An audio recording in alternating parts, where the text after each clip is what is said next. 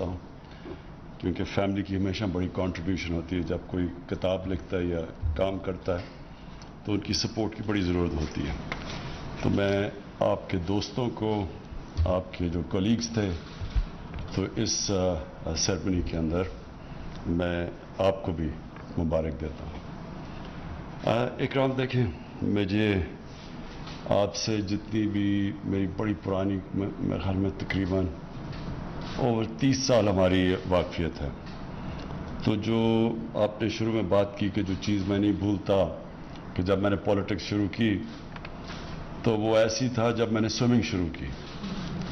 میں 4 سال کا تھا، میرے کزن پہلی دفعہ مجھے لے کے گئے. پہلی دفعہ میں نے سوئمنگ پول دیکھا. ایچ کالج کا سوئمنگ پول تھا، زمان پارک سے وہ سارے گرمیوں میں وہاں سوئمنگ کرتے تھے. تو میں نے وہ دیکھا کہ سارے سوئمنگ کر رہے ہیں، باہر انہوں نے مجھے کھڑا کر دیا. تو میں نے ساروں کو دیکھا کہ اوپر ہیں، تو میں نے سمجھا پانی بڑا گہرا نہیں ہوگا کیونکہ سارے اوپر ہیں اس کے. تو میں نے کپڑے مار کے چھلانگ مار دی اس کے، تو سیدھا نیچے چلا گیا. پھر میرے کزنز نے مجھے وہ سوئمنگ سکھائی اور پھر خود سیکھ لی میں نے. تو پالیٹکس بھی ایسی تھی، مجھے کوئی آئیڈیا نہیں تھا پاکستان کی پالیٹکس کیا، نہ میری کوئی فیملی پالیٹکس میں تھی، نہ میرے لوگ تھے جو پولیٹیکل تھے. میں انٹرنیشنل پالیٹکس سمجھتا تھا کیونکہ میں نے یونیورسٹی میں پڑھی ہوئی تھی پالیٹکس. لیکن پاکستان کی جو پالیٹکس کی جو پیکیولیرٹیز تھیں بڑی، یعنی ہماری ہر ملک کا ایک کلچر ہوتا ہے، تو مجھے کوئی آئیڈیا نہیں تھا اس کا. تو اسی طرح میں پالیٹکس میں آیا. تو مجھے جو یاد ہے کہ آپ نے مجھے ایک اپنا گارڈ پرووائڈ کیا پہلی دفعہ جب میں پالیٹکس میں آیا. کیونکہ پاکستان میں یہ تھا نا، جب آپ چیلنج کرتے ہیں، اور میں نے دونوں کو چیلنج کر دیا، یعنی وہ دونوں نے مجھے باری باری کوشش کی کہ میں ان کو جوائن کر جاؤں، ایک طرف پیپلز پارٹی، نون لیگ، اور دونوں کو میں جانتا تھا. بے نظیر میرے سے میری دوستی تھی، اور نواز شریف کو آپ کو پتہ ہے اس کو کرکٹ کا زیادہ شوق تھا، بائی چانس پرائم منسٹر بن گیا. تو میں کیونکہ پرسنلی ان کو جانتا تھا تو دونوں نے بار بار مجھے آفرز کی. تو میں تو آیا ہی ان کی کرپشن کے اگینسٹ تھا. تو اس لیے پھر میں نے دونوں کو ایک وقت پہ چیلنج کیا، اور پھر وہ ہوا جو میں نے پہلے چھلانگ ماری تھی پانی میں، سیدھا نیچے چلا گیا. تو تب آپ نے مجھے ایس ایم ایس کا آپ کا گارڈ پرووائڈ کیا، مجھے یاد ہے. اور ہمیشہ آپ کو فکر رہی کہ اس کو، یہ سارے مافیاز کے سامنے ایک ہی وقت پہ کھڑا ہو گیا تو اس کو ضرورت ہے گارڈ کی. تو وہ تو ایک سائڈ تھی.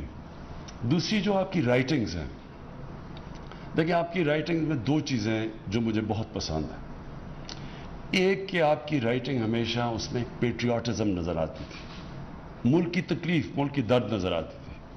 آپ جب لکھتے تھے تو وہ ایک اس طرح ایک انسان لکھتا ہے جس کو ملک کی تکلیف، اور وہ سمجھتا ہے کہ ملک بہتر کر سکتا تھا، ملک اپنے پوٹینشیل پہ نہیں پرفارم کر رہا، ملک میں خامیاں، اگر یہ خامیاں دور ہو جائیں تو ملک بہتر ہو جائے گا. تو یہ کنسسٹنٹلی آپ کی تھیم رہی ہے. اور یہ مجھے ہمیشہ اس لیے پسند ہے کہ دیکھیں، میں اگر کرکٹ سے دیکھوں کہ کرکٹ میں 21 سال میں انٹرنیشنل کرکٹ کھیلا، تو 2 ٹائپ کھلاڑی ہوتے تھے کرکٹ میں. ایک وہ جو اپنے لیے کھیلتا تھا، اور ایک جو ٹیم کے لیے کھیلتا تھا. ہمیشہ ٹیم ڈسٹنگوش کرتی ہیں ان مختلف ٹائپس کے اندر. جو اپنے لیے کھیلتا ہے کبھی ٹیم اس کی عزت نہیں کرتی. میں نے جتنی بھی اپنے کریئر میں دیکھا، جو عزت کسی کی ہوئی، جو ٹیم ریسپیکٹ کرتی تھی، وہ ٹیم پلیئر کی تھی، جو ٹیم کے لیے جان مارتا تھا. اسی طرح قومیں ہمیشہ ان کو یاد رکھتی ہیں جو قوم کے لیے درد رکھتے ہیں، جو قوم کے لیے کوشش کرتے ہیں. اپنے لیے تو انسانی تاریخ میں کتنے لوگ آئے، اربوں پتی بن گئے، پیسے بنائے، باہر پیسہ بھی لے گئے، اپنے لیے جیے، تو کبھی بھی قوم ان کو نہیں یاد رکھتی. اور جو ہمارے انڈین سب کانٹیننٹ کے اندر جو ٹریڈیشن ہے، جو صوفی ٹریڈیشن ہے، آپ دیکھیں کہ اگر ہم یہ گیون ہے قرآن کے اندر کہ عزت اللہ کی طرف سے آتی ہے، یہ ہمارا ایمان کا حصہ ہے. تو آپ دیکھیں کہ یہ جو ہمارے بڑے بڑے بزرگ تھے، داتا صاحب، بلے شاہ، بابا فرید، ابھی بھی لوگ، لاکھوں لوگ ان کو جاتے ہیں سلام پیش کرنے کے لیے. تو کیا وجہ تھی؟ کیونکہ وہ انسانیت کے لیے آئے تھے. ان کی ساری کوئی اپنی ذات کے لیے نہیں آئے تھے, ان کی ساری زندگی انسانیت کی زندگی بہتر کرنے کے لیے آئے تھے. تو اسی طرح جو بادشاہ بھی کوئی آیا دنیا میں کسی ملک میں, تو کس نے, قوم نے کون سے لیڈر کی یا بادشاہ کی عزت کی؟ ہم کیوں قائد اعظم کی عزت کرتے ہیں جب تک پاکستان رہے گا قائد اعظم کی؟ کیونکہ قائد اعظم نے ذات کے لیے پالیٹکس نہیں کر رہے تھے. سب کو پتا ہے کہ قائد اعظم مخلص تھے پاکستان کے لیے, وہ صرف پاکستان کے لیے کھڑے تھے.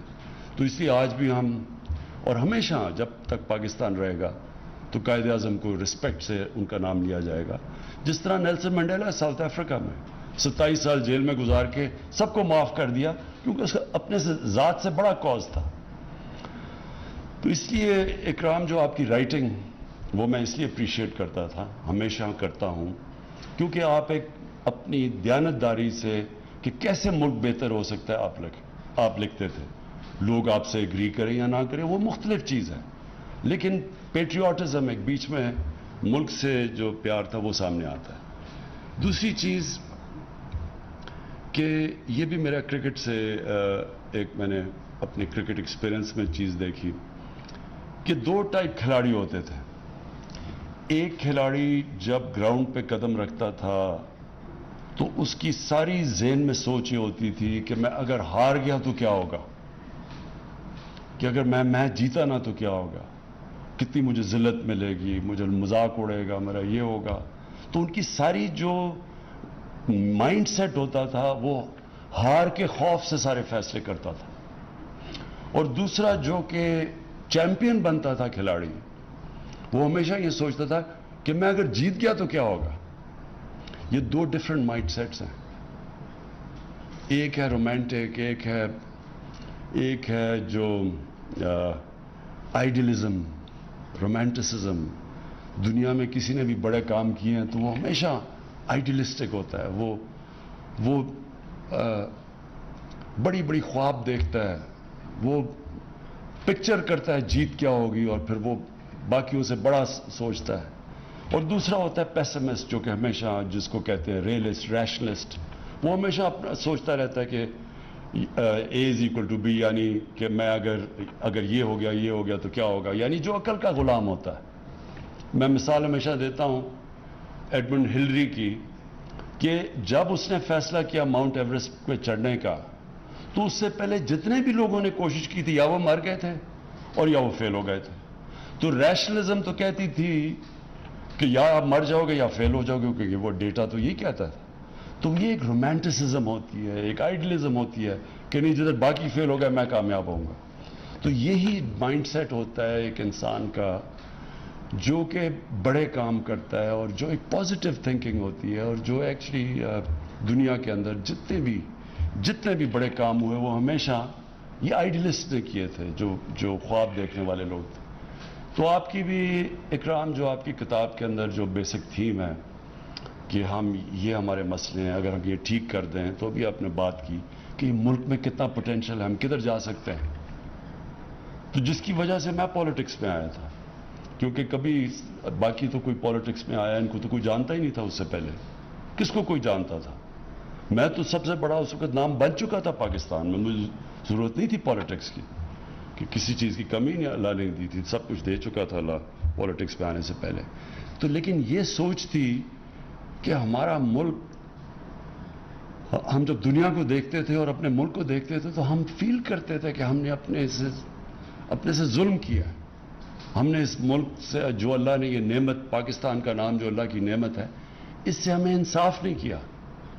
تو پھر 2 چیزیں ہو جاتی تھی, کیا چپ کر کے ہر روز شام کو اپنے آپ کو ڈپریس کر کے سو جاؤ, ڈنر ٹیبل پہ جاؤ اور کہو یہ برا ہے وہ برا ہے برا, یا پھر آپ جدوجہد کریں, فائٹ کریں اپنے ملک کے لیے. اور میں یہ سمجھتا ہوں آپ کی طرح کہ اگر ہم اس ملک کے لیے فائٹ کریں, اور جب سے میں یہ تقریباً 3 سال ہو جائیں گے آپ, اس اللہ نے اس میں بہت پوٹینشیل دی ہے. کسی فیلڈ میں بھی پاکستان ہم نے انڈر پرفارم کیا, ہر فیلڈ میں کیا. جو آپ نے بات کی ہے منرل ویلتھ, مجھے تو خود ہی اندازہ نہیں تھا کہ ہمارے پاس کاپر گولڈ ریزروز ہیں. مجھے تو یہ نہیں اندازہ تھا کہ ہمارا ایگریکلچر میں کتنا پوٹینشیل ہے. ابھی میں نے کورینز سے مل کے آیا ہوں جو پاکستان میں اب ہمیں مدد کر رہے ہیں ٹیکنالوجی ٹرانسفر پہ. تو ایک ایک ایریا کے اندر پاکستان میں کتنا پوٹینشیل ہے. 12 موسم ہے پاکستان میں, تو ہر چیز اگ سکتی ہے یہاں. ہم نے کبھی وہ موہنجو داروں کے بعد کبھی سوچا ہی نہیں کہ اس ملک کے اندر اور بھی کوئی گندم کے علاوہ کچھ اگ سکتا ہے. کسی نے کبھی کام ہی نہیں کیا. گائے ہماری پتہ نہیں, جو آپ کہہ رہے ہیں کہ کتنی دنیا میں گائیں, ہماری ییلڈ سے 6 گنا زیادہ دودھ دیتی ہیں یہاں ارد گرد چائنا کی اور ادھر ادھر گائیں. تو آپ سوچیں ہم دگنا ہی اپنا دودھ کی پروڈکشن کر دیں تو ہم آج سوکھا دودھ امپورٹ کرتے ہیں. ساری ایسی سٹوریز ہیں کیونکہ جو لیڈرشپ تھی اس نے کبھی یہ سوچا ہی نہیں کہ اس ملک میں, اس میں جب چھٹیاں آپ کی باہر ہیں, شاپنگ آپ کی باہر ہے, ہاسپٹل آپ کا باہر, آپ کو کیا پتا کہ ملک کے اندر کیا ہے. ٹورزم کا پوٹینشیل میں ساری دنیا میں دیکھا ہوا ہے, سوئٹزرلینڈ, ساری آسٹریا, ہر جگہ گیا ہوں. جو ٹورزم کا یہاں پوٹینشیل ہے, آپ یقین کریں دنیا میں شاید ہی کوئی ملک ہو جس اتنی ڈائیورسٹی ہو. کسی نے کبھی سوچا ہی نہیں ہے. ریلیجس ٹورزم وہ ایک علیحدہ پورا شعبہ ہے جس میں ہسٹوریکل ٹورزم علیحدہ ہے, پرانے شہر علیحدہ ہے, لیکن جو ماؤنٹین ٹورزم ہے وہ تو یونیک ہے دنیا میں.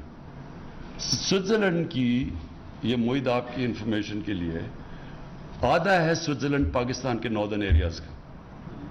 ناردرن ایریاز ہمارے ڈبل ہیں سوئٹزرلینڈ کے, سائز میں بھی, ہائٹ میں بھی. سوئٹزرلینڈ صرف ٹورزم سے تقریباً $80 ارب کماتا ہے ہر سال, $80 بلین. تو یہاں سوچیں کہ اتنا بڑا ملک ہے, ہماری پتہ نہیں کوئی ملینز میں بھی ٹورزم نہیں ہے. کیوں؟ کیونکہ کسی نے سوچا ہی نہیں. اگر میری چھٹیاں ہی لنڈن میں اور شاپنگ ہیرڈز میں ہوگی, مجھے کیا پتا کہ یہاں کیا ٹورزم ہے گرمیوں میں. میں جو آخری پوائنٹ آپ کا, جو آپ نے بڑا ویلڈ پوائنٹ کیا, جو آپ نے کہا کہ ابھی مجھے جو ڈرائیور یا کسی نے بات کی, انصاف کی. دیکھیں اصل سٹرگل پاکستان کی کیا ہے, ہمارا جو پوٹینشیل پورا نہیں ہوا اس کی اصل وجہ کیا ہے. اس کی اصل وجہ ہی انصاف ہے, نا انصافی. دیکھیں یہ جو سٹرگل ہے پاکستان میں, یہ سب سے, میں اس کو جب صبح اٹھتا ہوں تو میں یہ نہیں سوچتا کہ میں کوئی کام کرنے جا رہا ہوں, میں یہ سمجھتا ہوں میں جہاد لڑ رہا ہوں. جہاد ہے کیا؟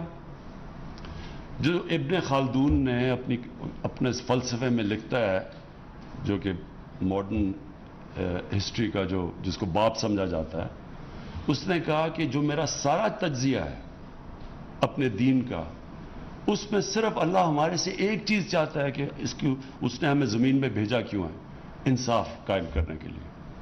دیکھیں جو انصاف ہے نا, یہی ڈفرنس ہے ایک مہذب معاشرے میں اور ایک بنانا ریپبلک میں. صرف ڈفرنس انصاف ہے. اور انصاف کا مطلب وہ بڑا کلیئرلی 2 حدیث میں نبی صلی اللہ علیہ وسلم نے کلیئر کر دیا. بڑی قومیں تمہارے سے پہلے تباہ ہوئی جدھر طاقتور کے لیے ایک قانون اور کمزور کے لیے دوسرا, یعنی جدھر ناانصافی.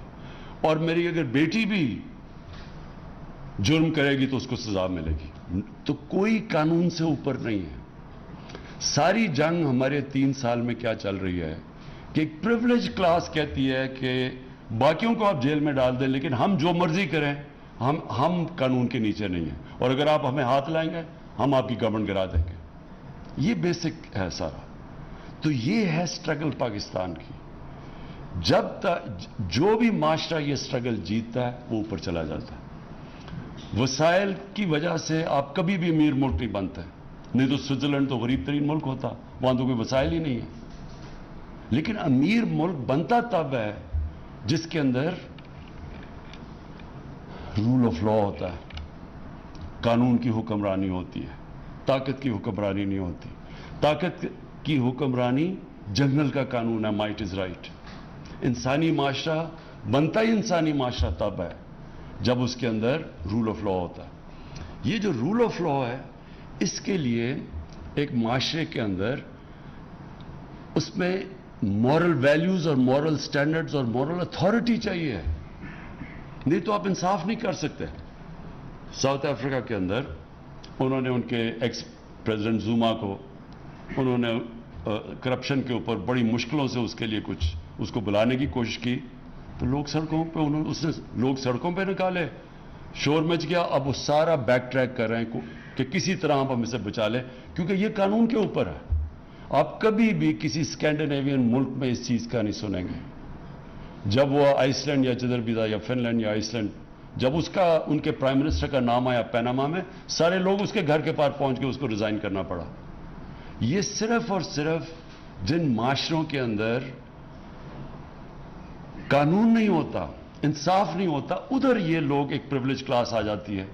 اور یہ جو آپ نے اگلی بات کی، یہ جب ایک پریویلیج کلاس آ جاتی ہے، آپ اس کو ہاتھ نہیں لگا سکتے، تو وہ ملک کو تباہ کر دیتی ہے. کبھی بھی پٹواری، غریب، تھانے دار یہ چوری کریں گے، یہ ملک کو تباہ نہیں کرتے، کیونکہ یہ ان کے سوئس بینک اکاؤنٹس نہیں ہوتے یا ان کے میفر میں بڑے فلیٹس نہیں ہوتے. تباہ جو ملک میں کرتا ہے، جو آپ کی رولنگ ایلیٹ جب چوری شروع کرتی ہے، وہ پھر ملک تباہ ہو جاتا ہے.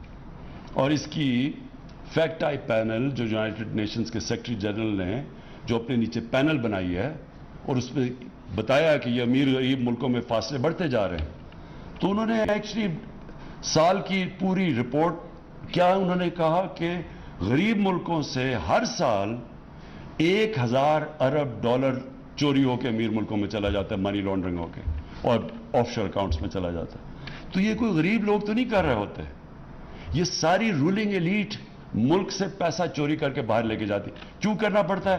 اگر میں اربوں روپیہ چوری کروں گا کسی ڈیل میں، تو میں بستر کے نیچے نہیں پیسہ چھپا سکتا، لہٰذا مجھے باہر بھیجنا پڑتا ہے.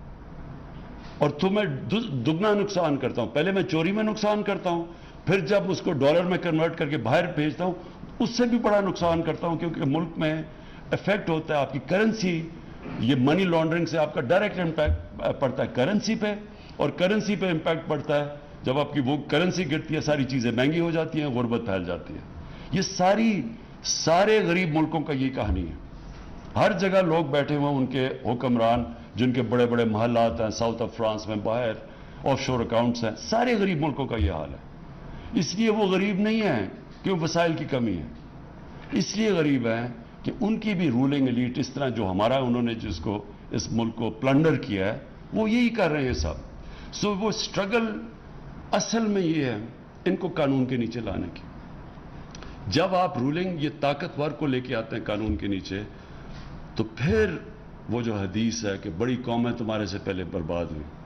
جب آپ پریویلیج کلاس کے لیے ایک NRO دے دیتے ہیں ان کو اور غریبوں کو جیلوں میں ڈالتے ہیں، تو وہ پھر حضرت علی کا قول ہے کہ کفر کا نظام چل جائے گا، لیکن یہ جو ظلم اور نا انصافی کا نظام ہے یہ کبھی بھی نہیں چلا، یہ چل ہی نہیں سکتا کبھی. اور اس لیے ملک کے اندر یہ ہم پوری کوشش کر رہے ہیں لوگوں کو اس چیز کی اویئرنیس دینی. اس کے اندر انفارچونیٹلی ہوا کیا ہے، جو ہماری خاص طور پہ پچھلے 35 سال کے اندر یہ جو اوپر جو کرپٹ مافیا ہے، یہ جو دو بڑے خاندان آئے ہیں جنہوں نے بے دردی سے ملک کو لوٹا ہے، انہوں نے جو سب سے بڑا ڈیمیج کیا ہے، پیسے سے بڑا ڈیمیج کیا ہے، انہوں نے کرپشن کو ایکسیپٹیبل کر دیا. معاشرے میں لوگ کرپشن کو برا نہیں سمجھتے.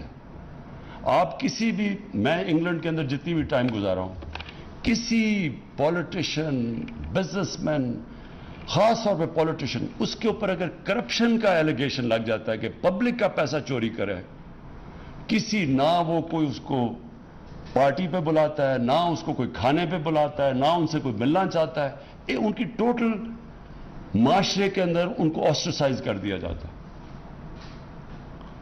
اگر اب بدقسمتی سے اگر وہ ٹی وی پہ چلے جائیں تو ان سے وہ حال ہوتا ہے جو اسحاق ڈار کا ہوا تھا ہارٹ ٹاک کے اندر. کوئی بخشتا نہیں ہے ان کو، پبلک کی پیسے کی چوری کی کوئی معافی نہیں ہے وہاں. تو معاشرہ لڑتا ہے اس سے. ہمارا انہوں نے ظلم یہ کیا ہے کہ 35 سالوں میں آہستہ آہستہ لوگ ایکسیپٹ کر بیٹھے ہیں کہ ہاں جی کھاتا ہے تو لگاتا بھی ہے. اس طرح کی فولش چیزیں کر دیتے ہیں کہ اچھا جی ایک زرداری سب پہ بھاری. وہ پیسے چوری کیے ہوئے ملک کے تو ایکسیپٹ کر، جب یہ ایکچولی سب سے بڑی کینسر ہے کہ جب معاشرے کے اندر آپ جرم کو ایکسیپٹ کر جائیں، آپ اس کو برا نہ سمجھیں. مولانا رومی کی سیئنگ ہے کہ ان سے پوچھا قوم کیسے مرتی ہے، مولانا رومی نے کہا جب وہ اچھے اور برے کی تمیز ختم کرتی ہے قوم مر جاتی ہے. تو مورل کولیپس پہلے آتا ہے، پھر فائنینشیل اور اکنامک کولیپس آتا ہے. تو اکرام، میں پھر سے آپ کو مبارک دیتا ہوں، اور میں بالکل یاد ہے مجھے کہ جب ہم شروع کی تھی اور कोई समझ नहीं थी पॉलिटिक्स की। तब आपने मुझे SMS का गार्ड दिया, जो उसने पूरी हमारी मदद की, जो साथ खड़ा रहता था, और हमेशा आपने फिक्र की कि इस पॉलिटिकल जंगल के अंदर एक नया आदमी आया है तो उसको ज़रूरत है, तो आप। वज़ीर आज़म इमरान खान किताब की रुनुमाई की तकरीब से खिताब कर रहे थे। उन्होंने कहा कि बड़े ख़ानदानों ने बेदर्दी से मुल्क को लूटा और यहाँ पर करप्शन की मुल्क की एलीट क्लास पैसा चोरी करके बाहर भेजती है।